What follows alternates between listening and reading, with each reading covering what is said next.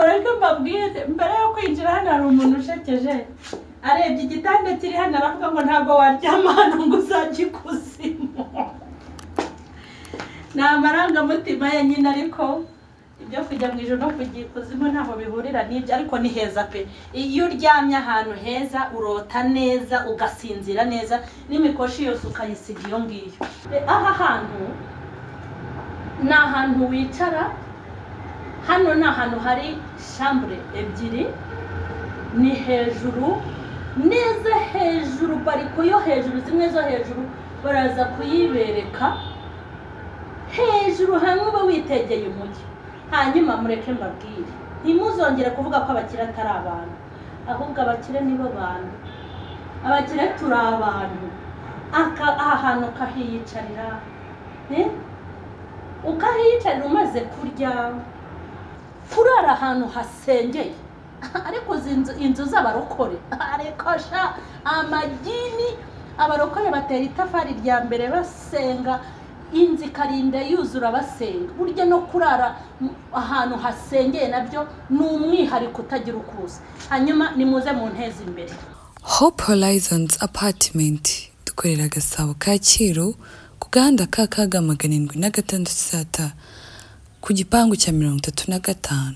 Wifuza kutuvugisha kuri nimero zacu zigendanwa ni 07 93 15 576 cyangwa ukadusanga kuri website yacu ariyo hopehorizonsapartment.com. Si ibyo gusa kuko no ku mbuga zacu dukorerayo Instagram, Twitter, TikTok, Airbnb. Ni Hope Horizons Apartment. Ibyishimo byanyu, umutekano wanyu ni ingenzi kuri twebwe.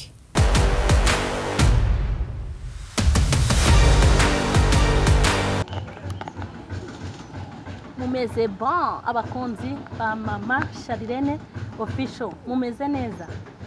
Rero bamwita Mama Kazi nigarukiye mu kazi, hanyuma nizere ko mumeze neza.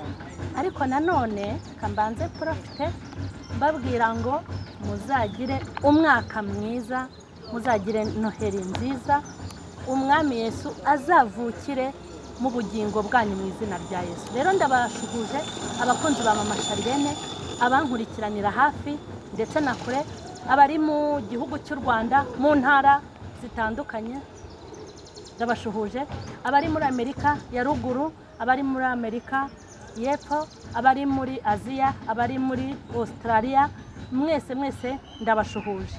By'umwihariko ndasuhuza za nshuti zanjye yambi, ndasuhuza abasirikare, nkasuhuza abapolisi, abaganga ndetse n'abarimu. Mwese ndabahobeye mu izina rya Yesu, by'umwihariko n'abakunzi ba Mama Sharirene. Ubushize rero nababwiye ko ngomba kwagura ibikorwa byanjye bikagera ahantu kure. Naberetse apartment za Kicukiro, ariko ubu noneho tugeze hano Kacyiru hepfo yo kuri ambasade y'Abanyamerika. Noneho haratwika, niho rero naje kubereka. Na apartment nziza, na apartment nini, mbese turi kugenda tujyana n'icyerekezo. Hanyuma rero twagiye twigendenge kwabereka.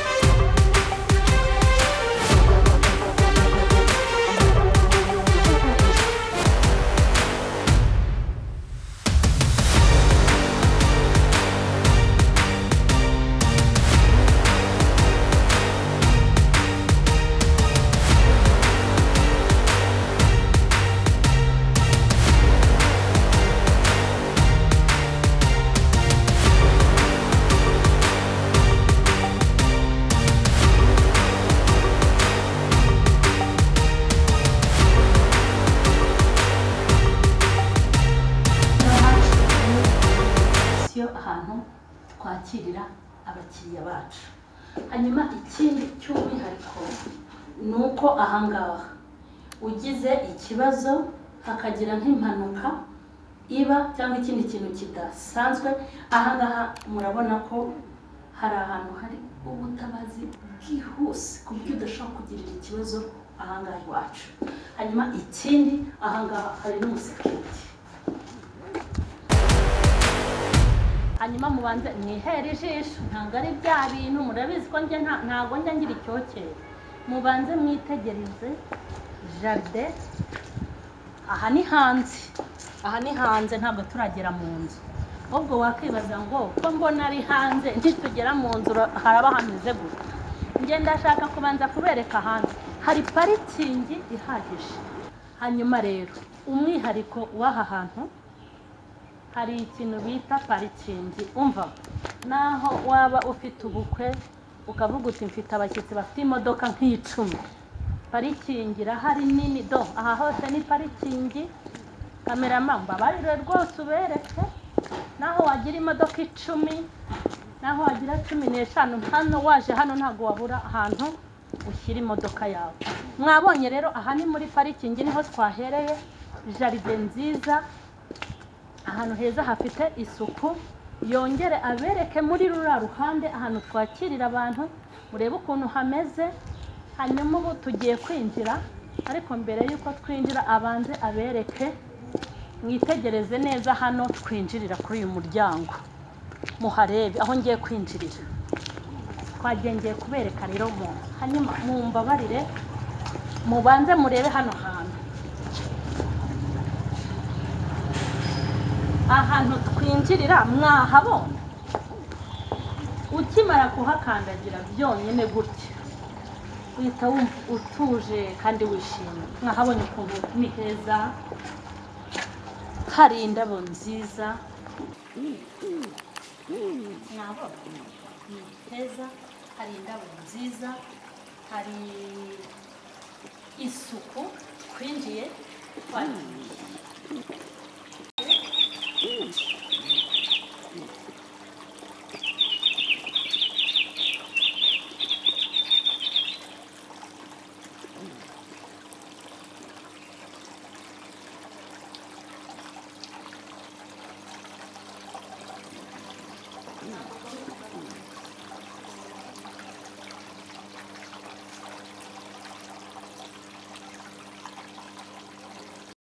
Hanyuma ngiye kubereka muri chambre twagiye. Ugende mureba hano hari icyambo kandi mwembi munsi mureba twagiye muri chambre.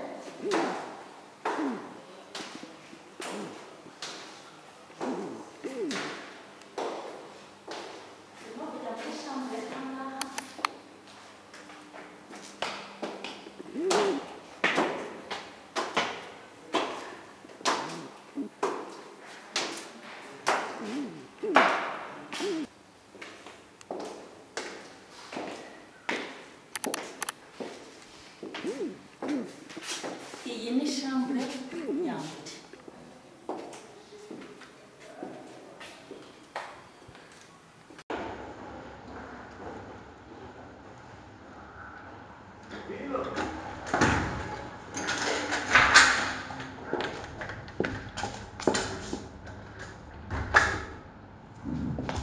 Hanyuma rero mwahabonye ahangaha ni muri salon nkuko muri kubibona.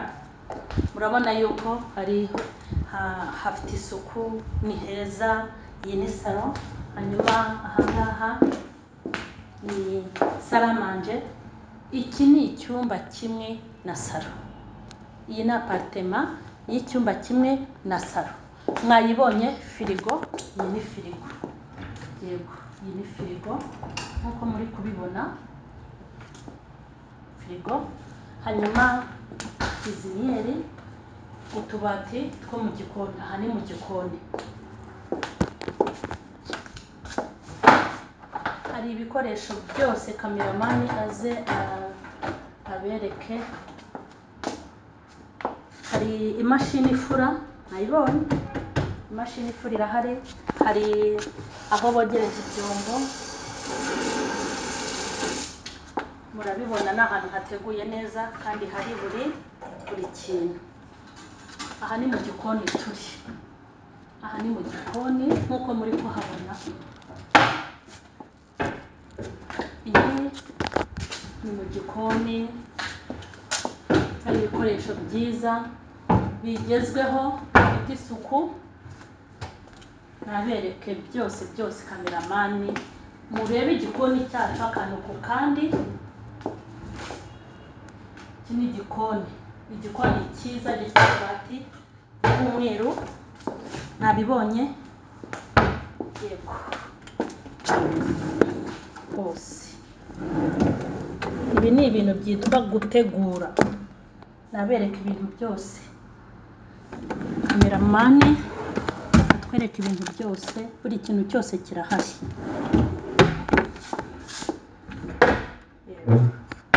Nizere ko rero mu gikoni ibintu byose mwabibonye, hameze neza. Yego, hanyuma tugiye kureba muri dushe. Hanyuma mbere yuko tujya muri dushe na toilette, ndashaka kongera kubereka akantu k'ubwenge. Ngo ni air condition hano.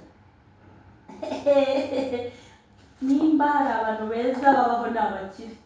Aka kantu rero, iyo ushaka ko mu nzu hashyuha cyangwa hakonje, ni mwitegereza. Mwabibonye? Iyo ushaka ko hashyuha cyangwa hakonja, niko ukoresha. Apana bya bintu ngo vandarateri. Umva reka mubwire, nta vandarateri z'umuntu. Abakire turi beza, ni twebwe abantu beza babaho. Uri kumva, twamenyereye vandarateri izana iki? Izana umuyaga kugira ngo hagire gute, haza akayaga nyine hakonje. Ariko noneho apana ibintu bya vandarateri we. Mwabonye? Ubwo rero aka kantu nako ni akantu k'ubwenge. Urumva uje hano ntabwo wajya kuvuga ngo icyukere ngo kiranyishe ndapfuye, ngo imbeho iranyishe. Icyo washaka cyose nicyo wazana. Hano twagiye muri dushe rero. Muri dushe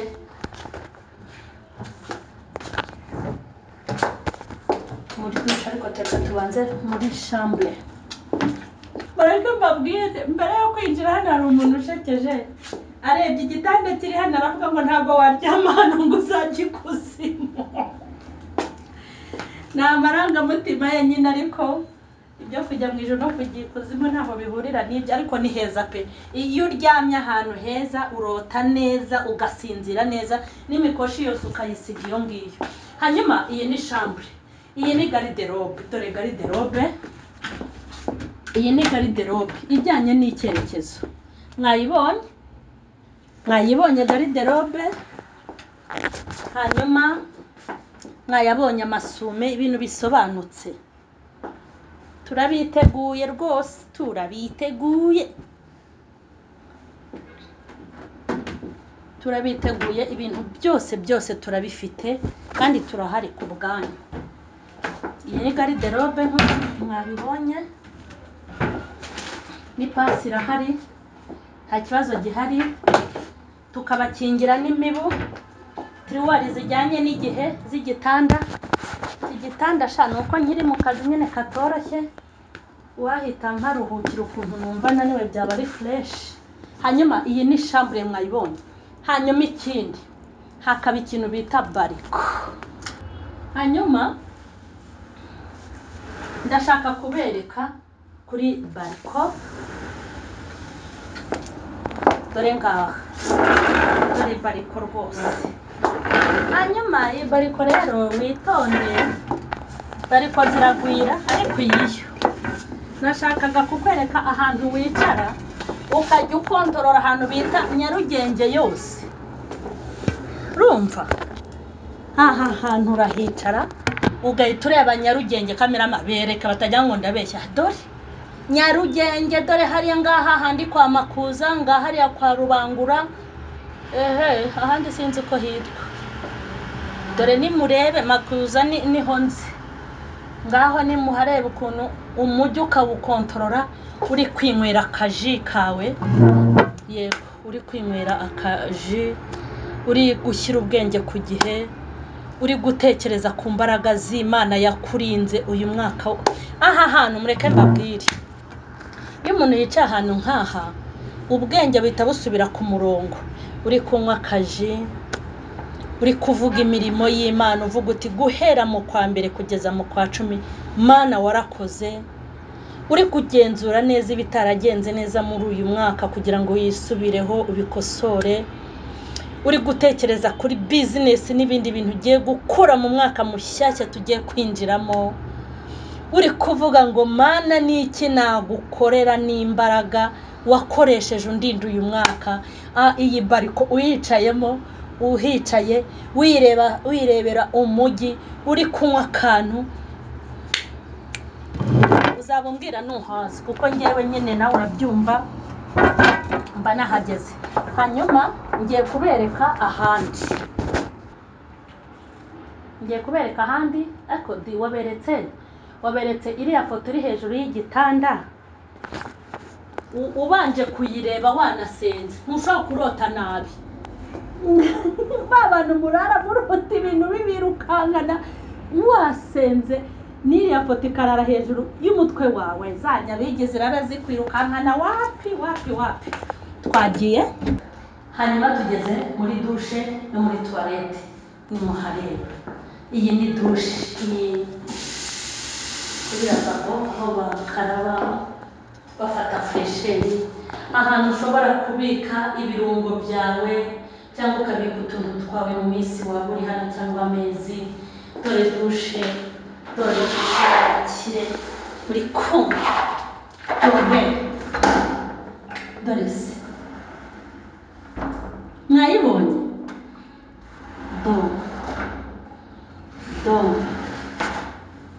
Nongere mbereke, aha ni muri dushe, nongere mu ndende. Yego, aha ni muri dushe. Hanyuma aka kantu bakanikaho imyenda. Uguraje uvuge ngo kitwa ngo icyo nzi nuko mubwiye ngo bakanikaho imyenda. Bandikaho imyenda, hari ukuntu ushaka kugafata ukagashyiraho imyenda yawe nuko. Hanyuma dore ibintu byanyu mwirirwa mukoropera mu ndobo zavuyemo, za ndobo zavuyemo irangi wapi. Uno bafite n'amapine, erega nabazaniye maze iminsi ndi kubategurira. Yego, aha harimo itoroshi.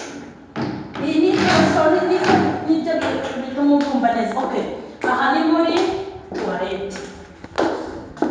Hanyuma nibaza hano mbereke. Oya, none tutazana haza kuko byananiye kubifungura. Ibikomeye ni hano, ibyoroshye ni hano.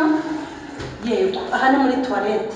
Hanyuma nyine ikoranabuhanga, toilette zijyanye n'icyerekezo. Nizera ko nabatembereje. Hanyuma amazi ni ingenzi mu buzima. Hano tuhashyira amazi, mwabibonye ko jibu. Hanyuma mwabibonye amazi ni ingenzi ahangaha. Amazi, ukeneye amazi yo kunywa. Hanyuma hano hari ishusho, reke mbabwire. Aka kantu ukarebye ukinjira muri iyi apartment ukakubitaho umutima, nako gakurura ibyishimo. Erega burya ibintu bikurura ibyishimo ntabwo ari ibintu birenze. Hanyuma ngiye kubereka hano.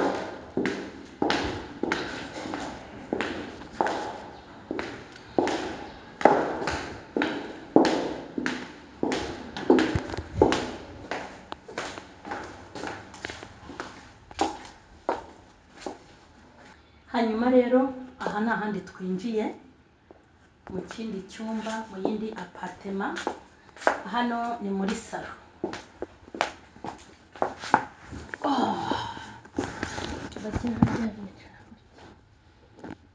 yego aha ni muri salo mwabibonye ni salo nziza iteguye neza ahangaha iyi ni firigo kwiziniyeri imashini ifura n'ibindi bikoresho byo muri kwizine kameramani agende abereka byose birahari abibereke kuko kubivuga mu mazina byose ntabwo twabivuga ngo tubisoze abereke buri kintu cyose akibereke cyane mu gikoni byose agende ushaka kotsa umugati wawe ushaka gukora ikawa abibonye ahantu dushyira intuza iyi ni micro-onde ushaka gushyushya akantu ko gushyiraho ibyombo mwabibonye tuno dukoresho two mu gikoni turi two koza ibyombo mbese ni igikoni cy'igisirimu ndizera ko nyine muri kubibona ko ari mu gikoni hanyuma n'imashini ifura mwabibonye saramanje nayo mwayibonye ahantu wicara uri ku meza uri gufungura hanyuma twagiye muri chambre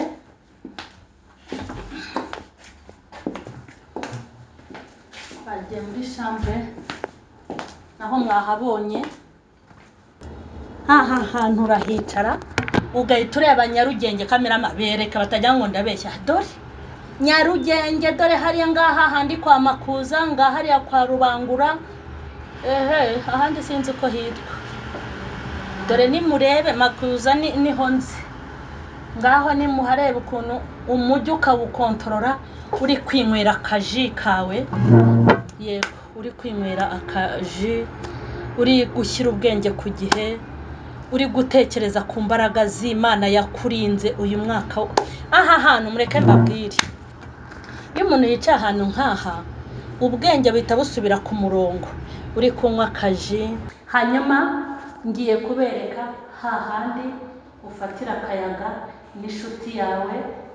n'ishuti yawe cyangwa umugabo wawe cyangwa sheri wawe ahantu mwicara hatari urusaku hatuje uba iyo uhicaye ubona uri kureba umutwe hejuru yanzu yo kwa Makuza twagerera cyo kuhabereka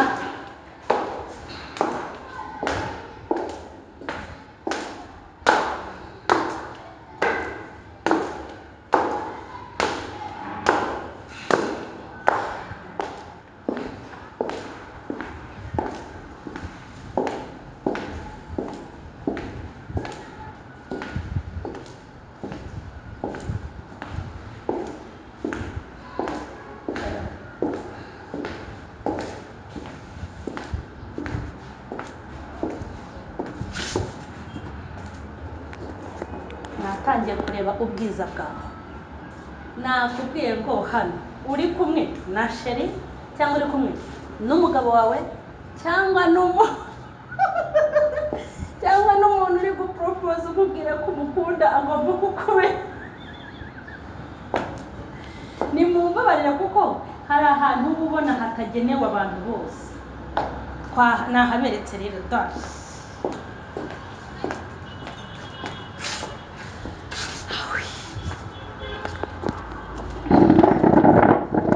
n'ukuntu mwakwicara se ariko mu masharirene we wicaye hano na sheri wawe yicaye hano aha hantu uhicaye ukahabwirira umuntu ko umukunda muri kwirebera hariya ndashaka kubaza kwivugira muri kunyumva neza rwose reka mbabwire hari ahantu hatagenewe ibintu bindi aha hantu hicaye ukahabwirira umuntu ko umukunda ukanamubwira ngo ndashaka ko tuzabana uzambere mama w'abana ntago yaguhakanira naho yaba afite urubanza yamusezerera. Hanyuma buretse nje mbereke, mwahabonye ahabereke urebe ukuntu umujyi wose uri kuwitegereza. Hanyuma ngiye kubereka ikindi kintu. Umuntu uzongera kuvuga ngo abakire saba uzaba ukoze icyaha gikomeye. Uyu mwaka urabura iminsi kugira ngo twinjire mu wundi. Ndakwinginze ntihazagire umuntu wongera kuvuga ngo abakire saba, ahubwo abakire nibo bantu. Uretse rero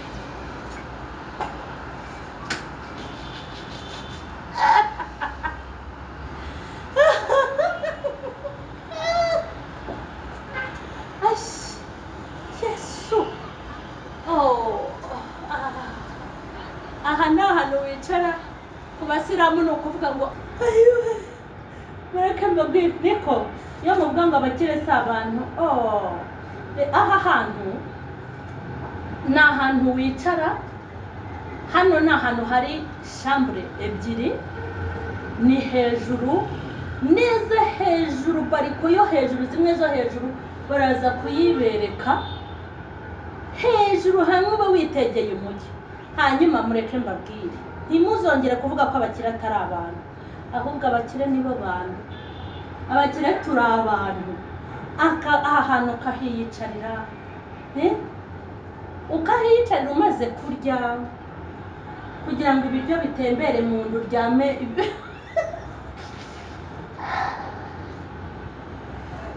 Yesu, uzi ko aha hantu urahicara ukumva wibagiwe za stress za Matewusi, kankaza umazi iminsi uri gukubara aho ngaho muri Canada, zashugura umaze iminsi aho muri Amerika, uje kuruhukira aha hantu ukicarira muri aka kantu, uhita utangira ubuzima bushyashya. Mwahabonye rero ukuntu abakire ni abantu. Abakire ni abantu, kandi abakire ni nabo bantu. Abakire turi abantu, urumva. Ubwo rero narindi kubereka nta kindi hano ni ukuharuhukira utuje, uri gusoma Bibiliya, uri gusoma inzandiko za Pawulo, cyangwa se uri kuvugana n'umukunzi wawe, cyangwa uri kubaza madamu n'abana uko bameze waraje muri misiyo z'akazi. Mbese aka kantu ntabwo nari kugenda ntakaberetse, nanjye kukavamo biri bungore, kuko ariko ndicara ngagira ubwoba kiri. Ngiye kubereka ahandi hantu rero, ariko nyine kuva hano byananiye si ukubabeshya. Maze ubu muri uriya mwaka ngiye guhindura ibintu byo kuruhuka. Ngiye kubereka ahandi hantu, hanyuma ngiye kubereka ahandi. Hariya ni kuri kote y'iburyo, ngiye kubereka n'ahandi kuri kote y'ibumoso.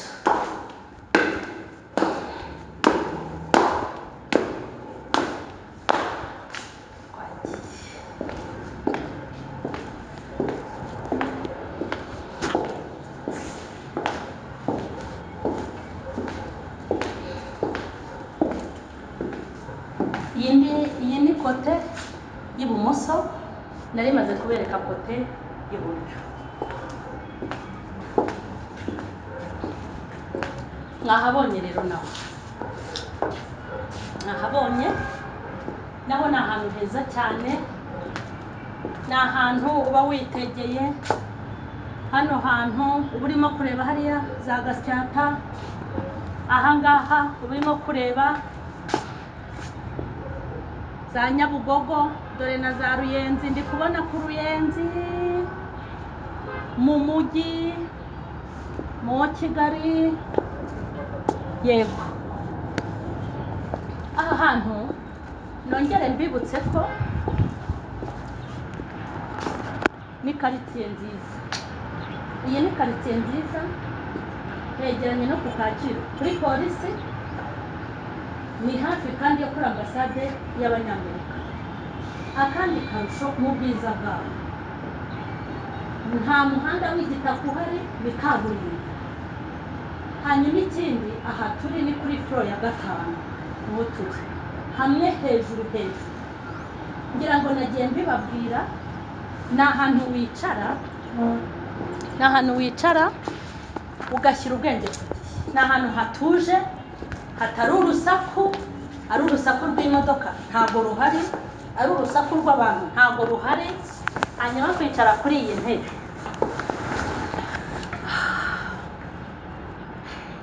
nawe urabona yuko ya ntebe ihari. Iyi ntebe rero ba bantu mwirirwa mutaka cyane abamama, ariko hari n'abapapa, iyi si ntabwo ari sawa, n'abapapa sigaye numva bataka.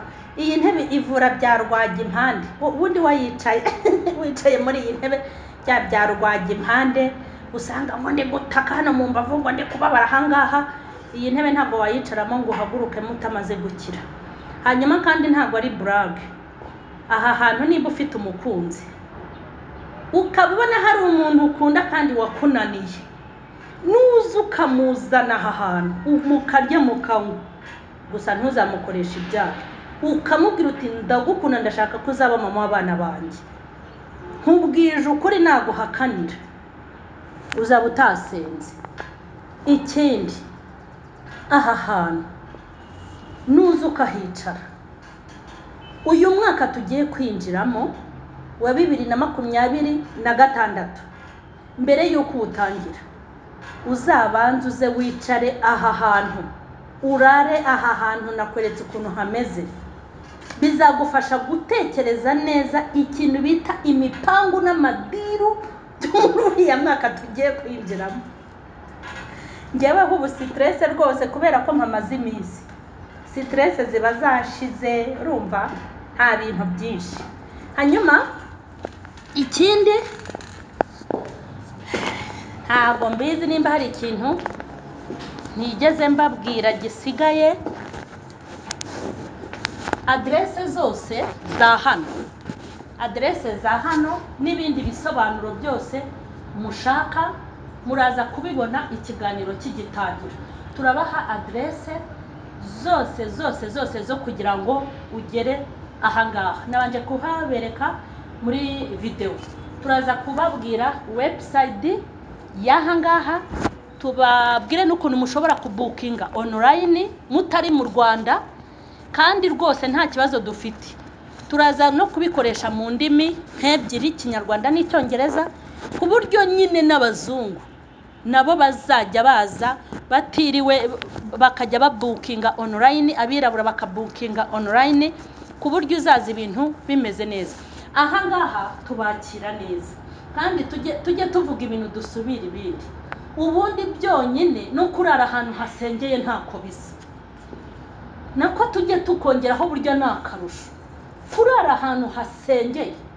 Ariko inzu z'abarokore, ariko sha amagini, abarokore batera itafari rya mbere basenga, inzu ikarinda yuzura basenga. Burya no kurara ahantu hasengeye nabyo ni umwihariko utagira ukuza. Hanyuma nimuze mu ntezi imbere, ndashyiraho nimero zanjye, ndashyiraho n'izindi nimero, nimuze mu ntezi imbere. Abakunzi ba Mama Sharirene muzampamagare, hanyuma muzaze muruhuke aho waba uturutse hose, wahashaka iminsi 2, wahashaka umunsi umwe, wahashaka umwaka, wahashaka imyaka 2, wahashaka ukwezi, washaka ibyumba 2, washaka icyumba na salo, washaka icyo washaka cyose. Izi nzu nini, apartment nyinshi, nimuze mu ntezi imbere abakunzi ba Mama Sharirene. Imana nibaha umugisha, ndabakunda. I love you.